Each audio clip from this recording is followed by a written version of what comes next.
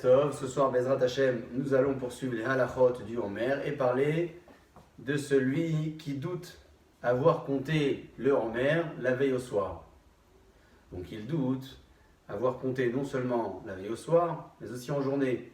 Il y a un principe dans les halachot du Homer qui consiste à dire que chaque mitzvah ou chaque étape de la mitzvah peut être faite dans les 24 heures. Donc le soir avec la bracha, celui qui a raté le compte du Homer le soir peut se rattraper et le dire le matin sans beracha. Que fait une personne qui doute avoir récité ou non le compte pendant les 24 heures? Est-ce que cette personne a le droit de continuer à dire le Homer bibracha ou non? Il existe dans les halachot du Homer une marloquette, une discussion pour savoir est-ce que le compte du Homer est une seule mitzvah ou différentes mitzvot successives qui sont toutes liées les unes aux autres et qui se terminent finalement le soir donc de Shavuot. Marloquette dans la halacha.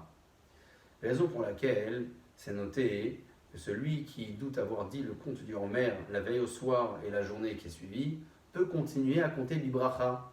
Normalement, pourquoi? Puisque son cas de figure est un cas de figure qui est statué par le principe du Safek Sfeka.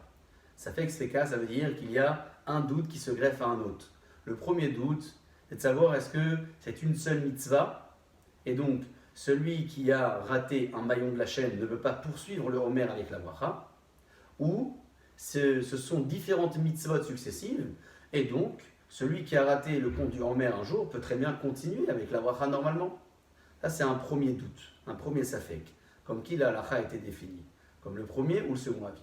Le deuxième Safek, le deuxième doute, c'est le doute personnel de cette personne-là. Est-ce qu'elle a, compté ou elle a raté le compte pendant 24 heures?